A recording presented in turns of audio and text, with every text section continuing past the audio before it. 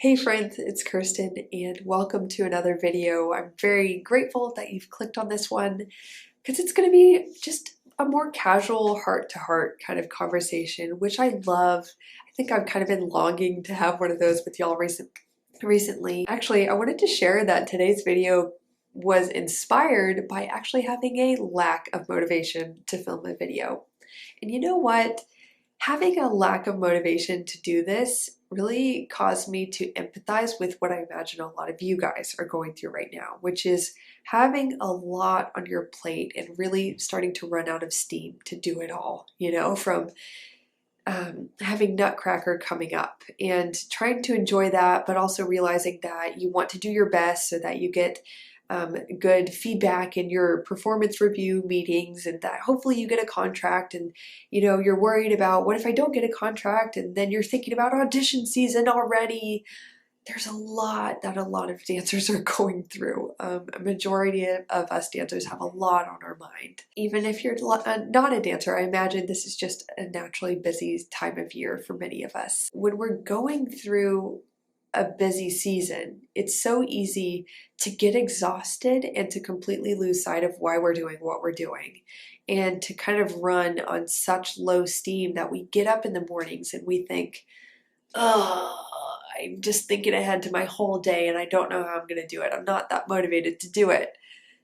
And I get that. And I've been there several days recently. I've also launched an online program recently, and that took a lot of energy and effort. So I empathize with what you're going through. And today, when I thought of what has gotten me through many days of not much inspiration, I thought of just 5 concepts that I want to share with you guys that have been inspirational. It's really reminded me to show up every day as the kind of person I'm called to be, and not just giving in to my own fears or worries about the instability of the future, or any insecurities, or just my own exhaustion. It's caused me to not give in to that stuff, and to continue to act as the kind of person I want to be. I'd love to hear in the comments which points really resonate with you guys. So yeah, I look forward to talking about it. And before I get to my first point, you guys, I do want to mention that I have now created payment plan options if you want to enroll in the Come Back Stronger course. If you're going through an injury, I know that getting the support you need, the mental support, the community support, the place to sort through the gray areas of recovery and actually get strategies for a successful recovery, I know that that makes all the difference. But I also know that going through an injury is a financial strain for many of us. I completely empathize with that. And so to help, I've just created payment plan options for those of you who do want to enroll in the course. Now, I really hope that this makes it doable for those of you who know that you would benefit from being in this amazing program. You can check out the link down below to the comebackstrongercourse.com. And yeah. So the first point is that no matter what responsibilities you have right now, no matter what role you're doing in the Nutcracker or whatever you have on your plate, you can always make your work about so much more than just checking the boxes. You can show up as being the kind of person you want to be in your work, and not just doing just what's expected of you. I love this concept. It's so motivational to me, because what I realize is that many of us dancers crave bigger roles. We crave to be in a higher rank in our company, or to be recognized as more excellent, to have more prestige. But so few of us understand that until we take full responsibility and go above and beyond in the responsibilities we've been already given, why would we expect to get more put on our plate unless we are truly being exemplary people with what we've already been given? I hope this makes sense. I just love that no matter if you are mopping a floor or cleaning a toilet, you can do that with your whole heart, and you can do it with good character and in a way that is selfless and serving towards others, and focused towards like being a light in your environment, instead of just saying, okay, what's expected of me? I'll just do the bare minimum. And then I hope I still get good parts going forward. I hope I get more than what I already have. I totally have been there in that mentality so many times. I've caught myself there. And I know it's a little bit of a call out, but I know a lot of dancers also are kind of going to resonate with that. So many of us can just get caught complaining about what we have to do.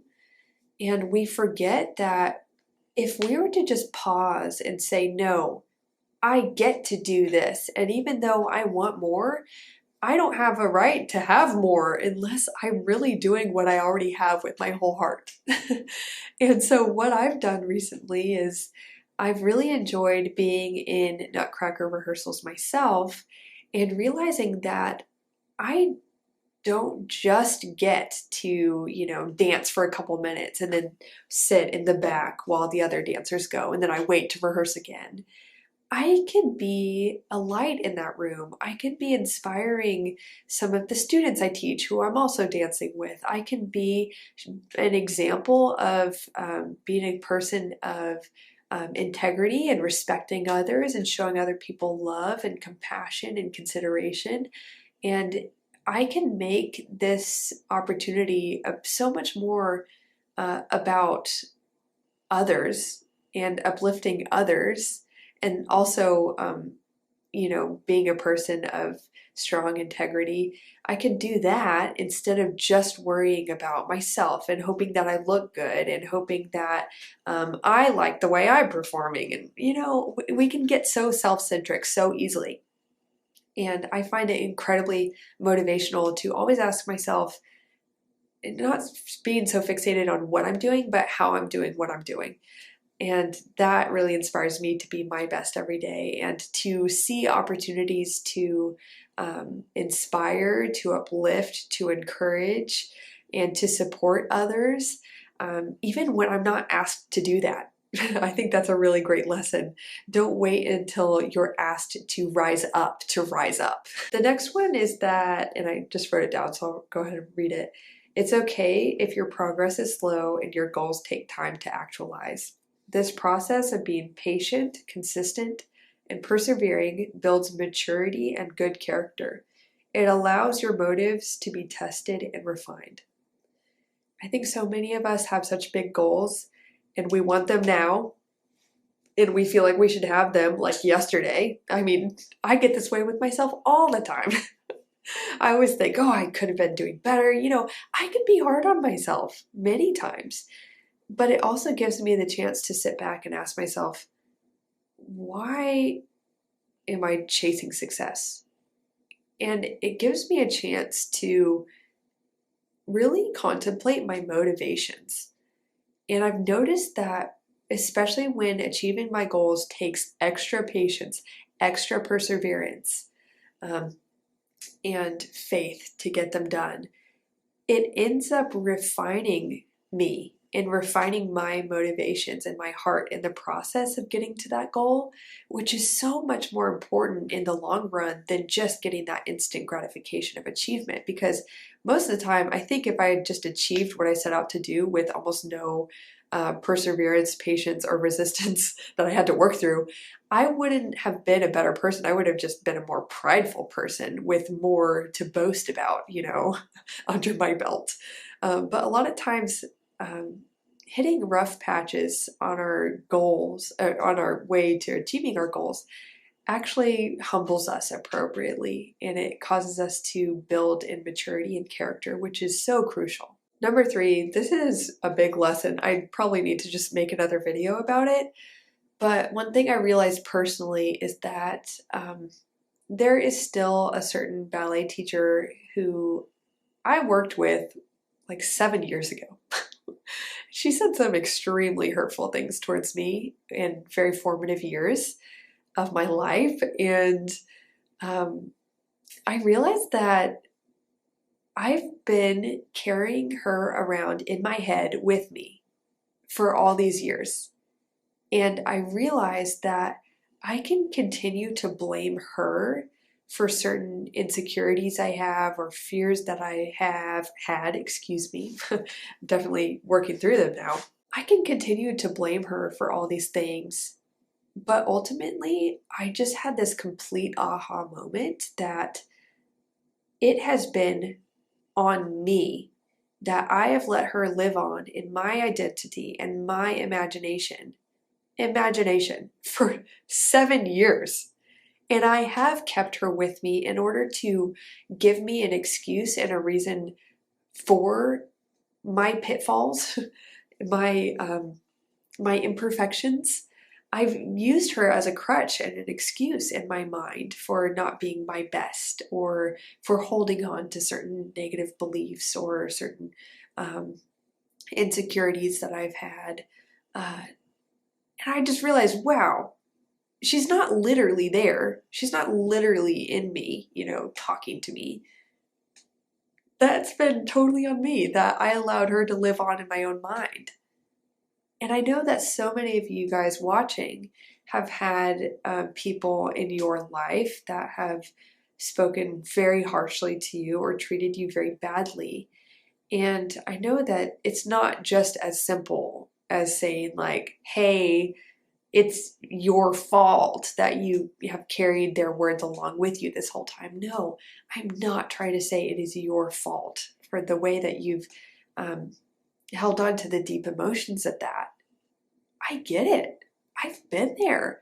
I'm still there in some ways. But I had this aha moment recently that I've been really keeping her alive and her words alive in my own mind as a way to shield me from taking responsibility in some ways, and to shield me from being brave and being all that I can be and doing all that I can do. And so that was a really big wake-up call. So I'll probably talk more about the process of, releasing the effects of people treating us badly when we were younger.